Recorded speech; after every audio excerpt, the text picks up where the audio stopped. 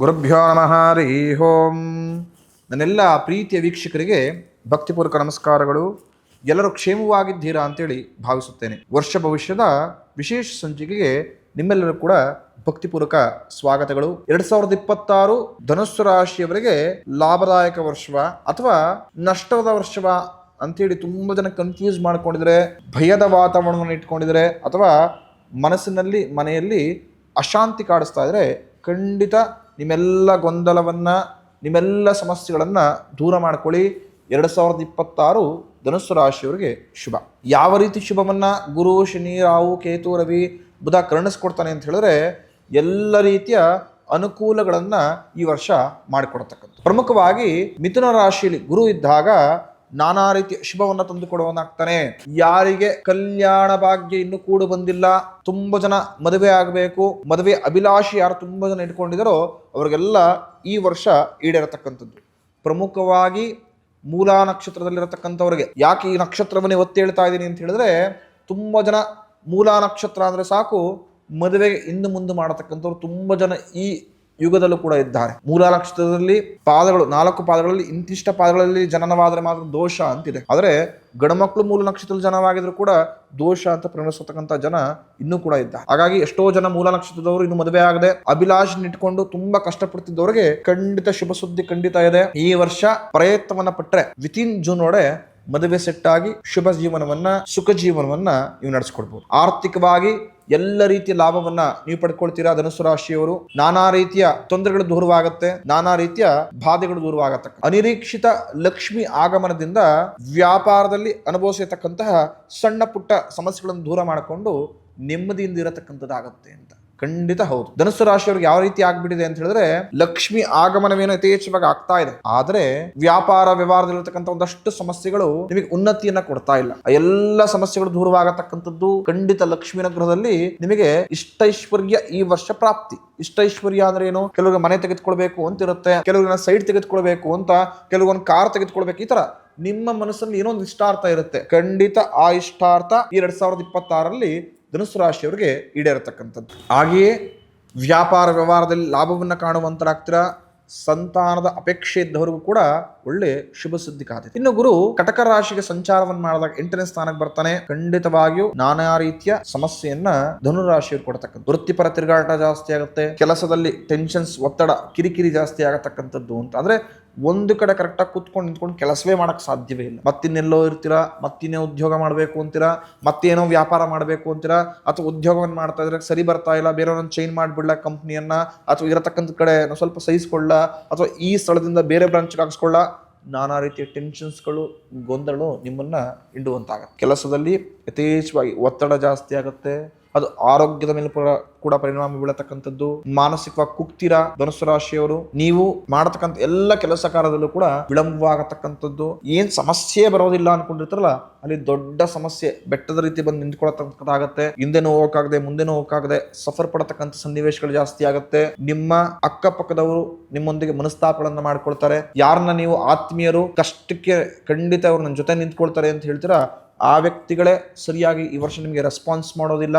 ನಿಮ್ಮೊಂದಿಗೆ ಆತ್ಮೀಯತೆ ಎದ್ದು ಮಾತಾಡ್ತಕ್ಕಂಥವ್ರು ದಿನಕ್ಕೆ 5 ಸಲ ಕಾಲ್ ಮಾಡ್ತಕ್ಕಂಥ ವ್ಯಕ್ತಿಗಳು 15 ದಿನ ಆದ್ರೂ ಕೂಡ ಕಾಲ್ ಮಾಡ್ತಾ ಇಲ್ಲ ಅಂತ ಮನಸ್ಥಿತಿ ನೀವು ಬಂದ್ಬಿಡ್ತೀರಾ. ಚಿಂತೆ ಕಾಡಿಸುವಂತಾಗತ್ತೆ. ಈ ಥರ ನಾನಾ ಸಮಸ್ಯೆಗಳನ್ನು ಕೊಟ್ಟರು ಕೂಡ ಗುರು ಸಿಂಹ ರಾಶಿಗೆ ಬಂದಾಗ ಶುಭವನ್ನು ತಂದುಕೊಡುವಂತಾಗ್ತದೆ. ಇರತಕ್ಕಂಥ ಎಲ್ಲ ಅಡೆತಡೆಗಳು ದೂರವಾಗತ್ತೆ. ಪ್ರಮುಖವಾಗಿ ನೆಮ್ಮದಿ ನೆಲೆಸತಕ್ಕಂಥದ್ದು, ಅನಿರೀಕ್ಷಿತವಾಗಿ ಬಂದಿರತಕ್ಕಂಥ ಎಲ್ಲ ಸಂಕಷ್ಟಗಳು ದೂರವಾಗತ್ತೆ. ಪ್ರಮುಖ ಶತ್ರುವಿನ ಕಾಟ ದೂರವಾಗತ್ತೆ. ಪ್ರತಿಯೊಬ್ಬ ವ್ಯಕ್ತಿಗೂ ಈ ಕಲಿಯುಗದಲ್ಲಿ ಇರತಕ್ಕಂತಹ ದೊಡ್ಡ ಸಮಸ್ಯೆ ಅಂದ್ರೆ ಶತ್ರುವಿನ ಬಾಧೆ. ಶತ್ರುಗಳು ನಮ್ಮನ್ನ ಯಾವ ರೀತಿ ಹಿಂಡಿಬಿಡ್ತಾರೆ ಅಂತ ಹೇಳಿದ್ರೆ, ಪ್ರಮುಖವಾಗಿ ಯಾವ ಸಮಸ್ಯೆಗೆ ನಾವು ಈಡಾಗ್ತೀವಿ ಅಂತ ಹೇಳಿದ್ರೆ ಹಿತಶತ್ರುವಿನ ಕಾಟ.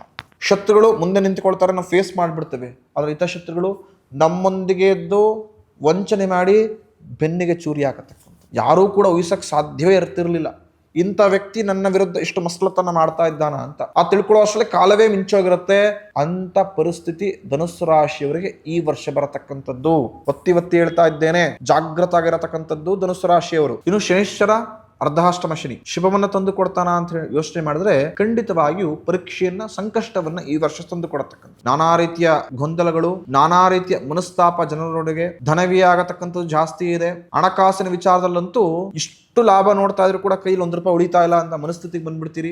ಜನರ ವಿರೋಧ, ಮೋಸ ಹೋಗತಕ್ಕಂಥ ಚಾನ್ಸಸ್ಗಳು ಜಾಸ್ತಿ ಇರುತ್ತೆ. ದುಂದು ವೆಚ್ಚವನ್ನ ಮಾಡ್ಕೊಳ್ತೀರಿ. ನಾನಾ ರೀತಿಯ ತೊಂದರೆಗಳು ಅಥವಾ ನಾನಾ ರೀತಿಯ ಶತ್ರುವಿನ ಬಾಧೆ ಶನೇಶ್ವರನ ಪರೀಕ್ಷೆ ಮುಖಾಂತರ ನಿಮ್ಗೆ ಕಾಡಿಸತಕ್ಕಂಥ ಜೀವನವೇ ಕನ್ಫ್ಯೂಸ್ ಆಗ್ಬಿಡುತ್ತೆ. ಯಾರನ್ನ ನಂಬಬೇಕು ಬಿಡಬೇಕು, ಯಾವ ರೀತಿಯಿಂದ ಸಮಸ್ಯೆ ಬರುತ್ತೆ ಅಂತ ಯೋಚನೆ ಮಾಡೋದಕ್ಕೆ ಸಾಧ್ಯ ಇಲ್ಲ.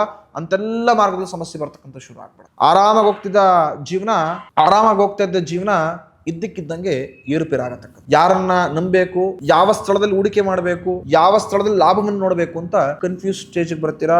ಮಾನಸಿಕವಾಗಿ ಕುಗ್ಗತಕ್ಕಂಥ ಸನ್ನಿವೇಶಗಳು ಸೃಷ್ಟಿಯಾಗುತ್ತೆ ಧನುಸ್ಸು ರಾಶಿ. ಹಾಗಾಗಿಯೇ ತಾಳ್ಮೆಯಿಂದ ಎಂತದೇ ಸವಾಲು ಬಂದರೂ ಕೂಡ ಒಂದು ದಿನ ನಿಧಾನವಾಗ್ಲಿ ಯೋಚನೆ ಮಾಡಿ. ಈ ತೆಗೆದುಕೊಳ್ಳತಕ್ಕಂಥ ನಿರ್ಧಾರ ನನ್ನ ಭವಿಷ್ಯಕ್ಕೆ ಲಾಭದಾಯಕವಾ ಅಥವಾ ಮಾರಕವಾ, ನಾನ್ ಮಾಡತಕ್ಕಂಥ ಕೆಲಸ ಯಾರಿಗೂ ತೊಂದರೆ ಕೊಡೋದಿಲ್ವಾ, ಪ್ರಮುಖ ನನಗೆ ನಾನು ತೊಂದರೆ ಕೊಡತಕ್ಕಂಥ ಕೆಲಸವನ್ನ ಮಾಡ್ಬಿಡ್ತಾ ಇದ್ದೀನ ಅಂತ ಯೋಚನೆ ಮಾಡಿ ತದನಂತರ ನಿರ್ಧಾರ ತೆಗೆದುಕೊಳ್ಳಿ. ಯಾವುದೇ ರೀತಿಯ ಸಮಸ್ಯೆಗೆ ನೀವು ಸಿಗಾಕೊಳ್ಳಕ್ಕೆ ಚಾನ್ಸ್ ಇರೋದು. ಖಂಡಿತವಾಗಿಯೂ ರಾಹು ಮತ್ತೆ ಕೇತು, ರಾಹು ಶುಭವನ್ನ ಕೊಟ್ರೆ ಕೇತು ಅನಿಷ್ಟ ಫಲವನ್ನು ಕೊಡತಕ್ಕಂಥದ್ದು. ಕುಟುಂಬದಲ್ಲಿ ಉತ್ತಮ ಅನ್ಯೂನ್ಯತೆ ವೃದ್ಧಿ ಮಾಡುತ್ತೆ.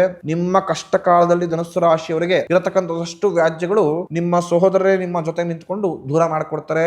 ಹಾಗೆಯೇ ಎಲ್ಲ ರೀತಿಯ ಶುಭವನ್ನ ಇಡೀ ಕೂಡು ಕುಟುಂಬವಾಗಿ ಪಡೆದುಕೊಳ್ಳುವಂತ ಅನುಗ್ರಹವನ್ನ ಭಗವಂತ ಈ ವರ್ಷ ಲಭಿಸಿಕೊಟ್ಟಿದ್ದಾರೆ. ಆದರೆ ಕೇತು ಕೊಂಚ ಮಟ್ಟಿಗೆ ಕುಲದ ಉನ್ನತಿಯನ್ನ ಈ ವರ್ಷ ಕೊಡತಕ್ಕಂಥದ್ದು ಕಮ್ಮಿ ಫಲವನ್ನ ಕೊಡ್ತಾರೆ. ನಿಮ್ಮ ದಾಯಾದಿಗಳೊಂದಿಗೆ ಕಲಹ ಆಗತಕ್ಕಂಥದ್ದು, ಮನೆಯಲ್ಲಿ ಎಷ್ಟೇ ಅನ್ಯೂನ್ಯತೆ ಇರಲಿ, ನಿಮ್ಮ ಇಂಟ್ರೆಸ್ಟ್ ದಾಯಾದಿಗಳು ನಿಮ್ಮನ್ನ ವಿರೋಧಿಸುವಂತಾಗತ್ತೆ. ಕೆಲವು ವಿಚಾರಕ್ಕೆ ಅವರೊಂದಿಗೆ ಮನಸ್ತಾಪಗಳನ್ನು ಮಾಡ್ಕೊಳ್ತೀರಾ. ಅವರೊಂದಿಗೆ ಜಗಳವಾಡತಕ್ಕಂಥ ಸನ್ನಿವೇಶಗಳು ಕೂಡ ಸೃಷ್ಟಿಯಾಗತಕ್ಕಂಥ, ತುಂಬಾ ಜನಕ್ಕೆ ಧಾರ್ಮಿಕ ಆಸಕ್ತಿ ಕಮ್ಮಿ ಆಗತಕ್ಕಂಥದ್ದು, ವಿವಾದದಲ್ಲಿ ಸಿಕ್ಕಿ ಹಾಕಿಕೊಳ್ಳತಕ್ಕಂಥ ಚಾನ್ಸಸ್ ಜಾಸ್ತಿ ಇರುತ್ತೆ. ಕುಟುಂಬದ ಎಲ್ಲ ಸೌಖ್ಯವನ್ನ ಕಳೆದುಕೊಂಡು ಟೆನ್ಷನ್ಸು, ಒತ್ತಡ, ಕೆಲಸ ಈ ವಿಚಾರದಲ್ಲಿ ಲಾಕ್ ಆಗತಕ್ಕಂತಹ ಚಾನ್ಸಸ್ ಕೂಡ ಧನುಸ್ಸು ರಾಶಿಯವರಿಗೆ ಈ ವರ್ಷ ಜಾಸ್ತಿ ಇರತಕ್ಕಂಥದ್ದು.